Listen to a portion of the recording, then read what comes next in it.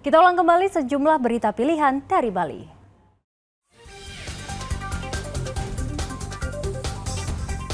Kebakaran menghanguskan rumah milik salah seorang warga di Banjardinas, Balai Punduk, Desa Tegalinggah, Karangasem.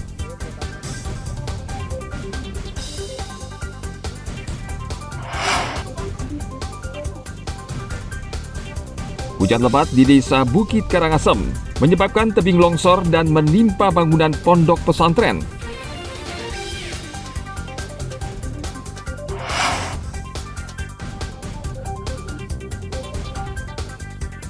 Seorang warga Kubu Bangli sukses menekuni budidaya anggur impor.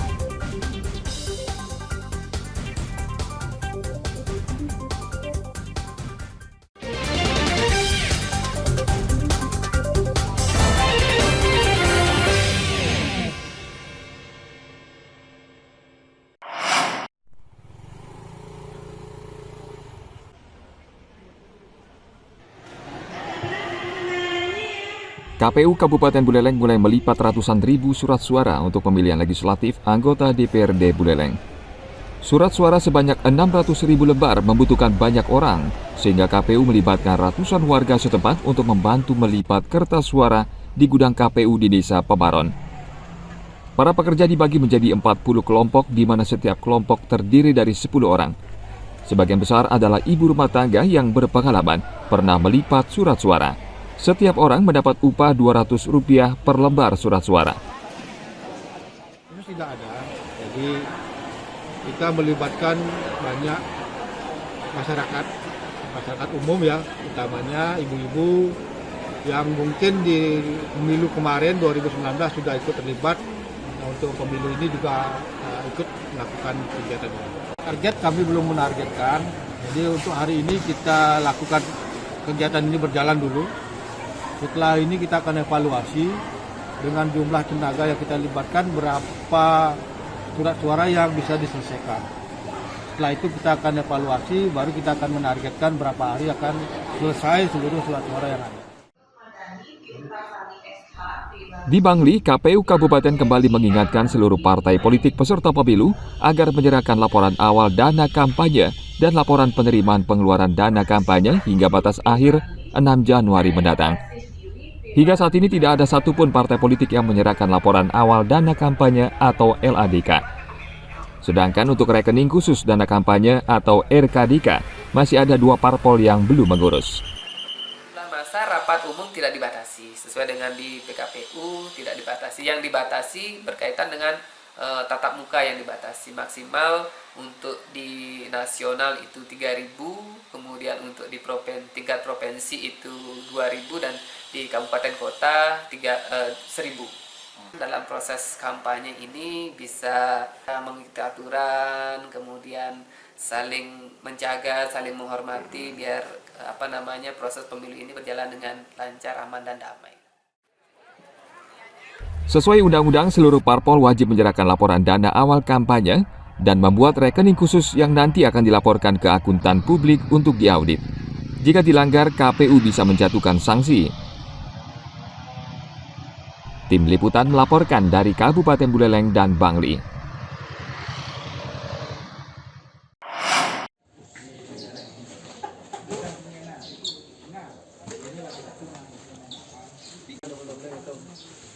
Pendistribusian logistik pemilu terus dilakukan bertahap, termasuk ke Kabupaten Jembrana.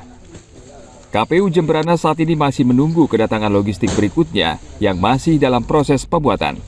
Saat ini KPU Jembrana masih menunggu 70% dari keseluruhan logistik pemilu. Logistik yang sudah diterima KPU Jembrana antara lain bilik suara, kotak suara, name tag, segel plastik, dan logistik lainnya. Sementara untuk logistik yang belum diterima, antara lain surat suara, formulir, amplop, DCT, dan DPC. KPU Jembrana saat ini tengah menyortir dan merangkai logistik yang sudah diterima KPU. Untuk logistik kita yang belum terima itu surat suara, kemudian masih proses antri pencetakan di Temprina dan Pasar. Kemudian untuk yang lainnya mungkin formulir dan juga sampul yang belum. Kalau mungkin di persentase dari seluruh kegiatan logistik itu mungkin sekitar 30%-an lah yang belum untuk bahan logistiknya. Proses perakitan dilaksanakan lebih awal untuk mempercepat proses distribusi ke TPS sebelum pemungutan suara. Di Kabupaten Jembrana ada sekitar 890 TPS yang tersebar di 5 kecamatan dengan jumlah daftar pemilih tetap sekitar 240.000 pemilih. Tim Liputan melaporkan dari Kabupaten Jembrana. Salam sejahtera untuk kita semua. Shalom, Ketua dan anggota KPU Kota Denpasar. Memasuki awal masa kampanye, KPU Kota Denpasar terus memantapkan proses pelaksanaan hingga Februari tahun depan.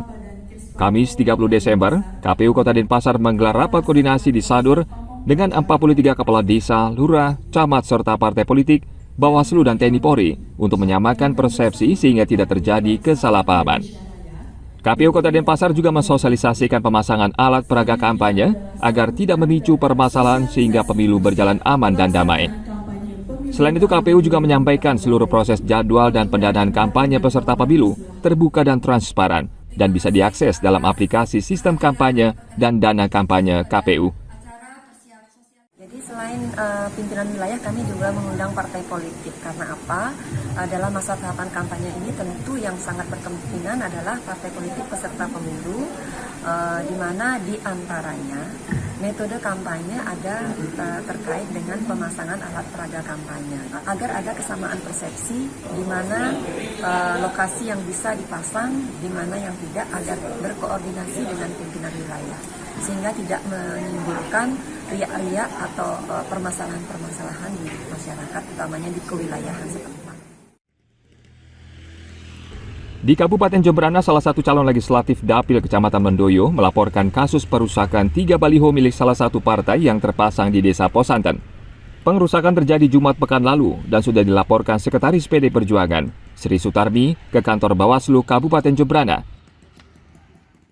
Dari PDI Perjuangan atas nama DPC mendatangi kantor Bawaslu Kabupaten Jembrana untuk melaporkan kejadian perusakan baliho yang berlokasi di Tugu, Desa Posanten, Kecamatan Mendoyo, Kabupaten Jembrana. Kenapa kami berpikir bahwa ini merupakan sebuah perencanaan atau kesengajaan yang dilakukan oleh oknum tertentu, karena kami melihat bekas robekan dari baliho kami itu sempat dibakar. Jadi sempat dibakar, ada buktinya, kami sudah foto, dan foto itu sudah kita laporkan kepada Bawaslu. Jadi kami berharap laporan ini juga kami tembuskan ke Polres, sehingga dari Bawaslu dan Polres, Kapolres bisa menindaklanjuti sesuai dengan peraturan. KPU dan Bawaslu Kabupaten Jembrana meminta semua pihak tidak terpancing dengan kasus perusakan 3 baliho.